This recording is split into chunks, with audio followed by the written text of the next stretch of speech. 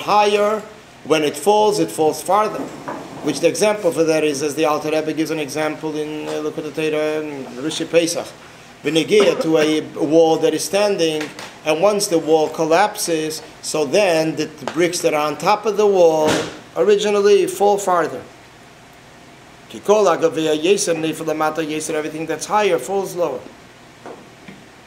Which this is also explained in a logical way.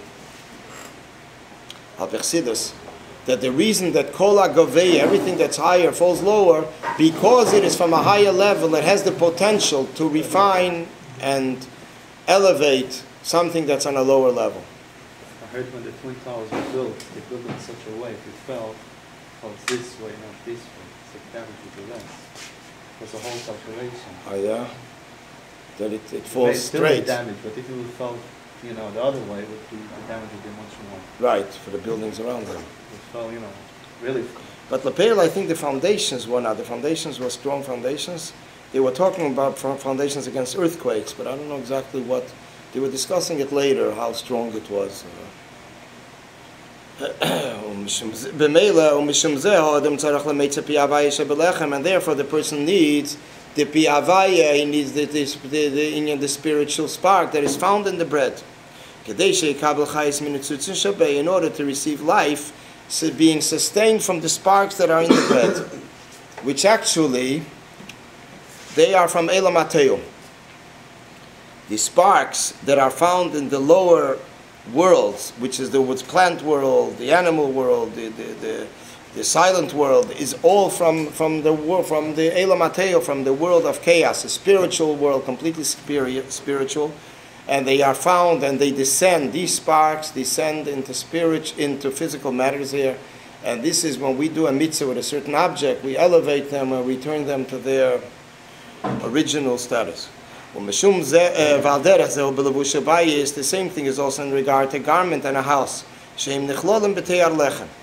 That they are also considered lechem, bread, the general needs of a person, which is food, garment, and a house. Sidus explains that basically these three inyanim, in a spiritual sense, it means lechem is something that a person takes inside, absorbs, becomes part of him, it's inward of him, it's his pnimius. Levush is something that he wears on top of him. Then, but still, it's made according to his size. Then comes the inyan of bias. Bias is something that can take in many people together in one house. It is not custom made just for one house, for one person. So the difference between garment and a house is the difference between makev hakoriv and makev harochik. Makev hakoriv means a close makev. Makev harochik is a distant makev. There's two makifim. There's one makif means something that hovers from above. A garment hovers from above. A house hovers from above. These are big, but the difference is one is closer to the person, therefore it measures according to the size of the person, which is namely the garment. But then comes a house. The house is already removed from the person, and therefore many people can come into the same house because it is not made according to custom made, or at least according to the level of the person. So these are three needs. They're called mazin, levush, bayis. Mazin is food, levush is garment, and bayis is a house. And as the Rebbe Marash says, that whatever we need more often could be gotten in a cheaper way. Which means things that we don't need so often are more expensive. A house, to buy a house, we don't buy a house every day. Garments, clothing are also not bought every day. Food is bought every day, every few days. In food itself, the Rebbe Marash says water is something that's constantly used, so therefore this is cheaper from other things. That's how he mentions it in Ma'im Rabbi. So that's the market. Yeah, that's how it is, yeah. More than mine. Right, different needs of a person, commodities. Levushim are also, a garment is also something that's needed. Why is it needed? Because this adds honor to the person. I think it's Rabbi Yechanan. Rabbi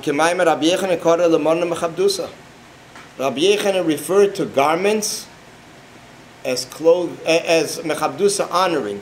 Clothing, the garments of a person, honor the person. And this is connected with what the Rebbe Rashab said in the Maimer.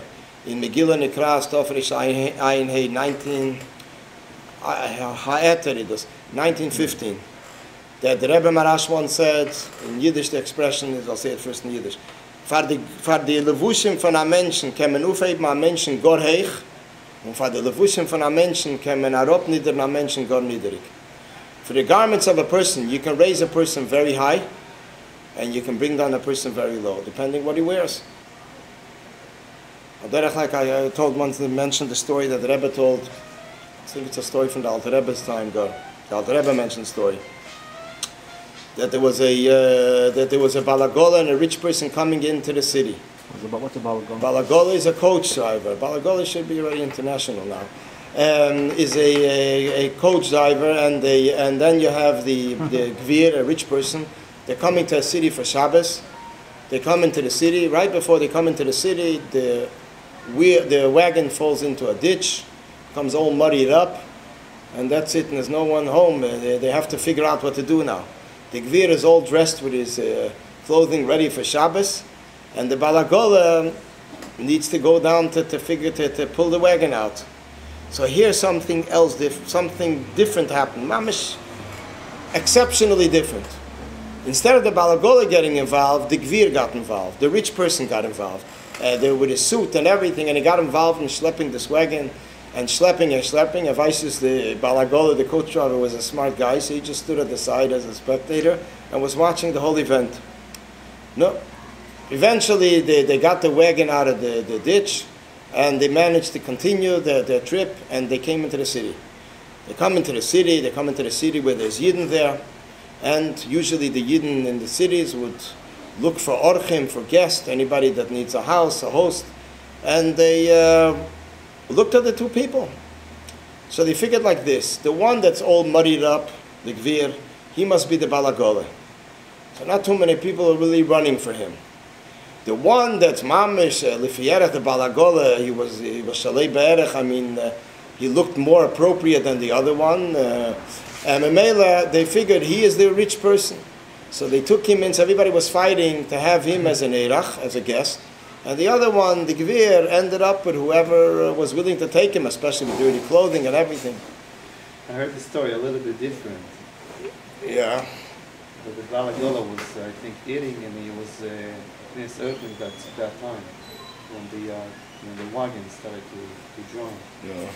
The gvir, meanwhile, was there. So he was busy with the open. And I think the gvir was, I don't know, was busy going to the shul or something like this. So he was stuck. He saw the wagon. Balagola didn't see it. I don't remember if there's so many pratim to it. The Rebbe tells the story. The Iker lesson that the Rebbe takes to tell the story is the Inyan of Neshamas Hatayas. That a person has to know what he is, who he is, and what his potentials are. Which means Neshamas Hatayas. He shouldn't, sometimes it's Neshamas Hatayas. Tayas is from the word tough, wandering. They're just wandering around, they don't know where they're coming, where they're going to. It's like sometimes a person doesn't know exactly where he is in the world. But the story also was with the portion. He was eating a poor portion, and he was still, sharing it with other people, because I think he came out of town, he didn't have food. And balagola, so it's not only the sharing the job, right. Sharing also Achnisas Erkin. The gvir that had the money was supposed to, Achnisas Erkin, Right, so he shared with others. But that, so... Right, this is the Hemshech. So basically, this is a union of levushim, in a sense, how a levush could pick up a person or slap down a person. Al derech we find it in Halacha.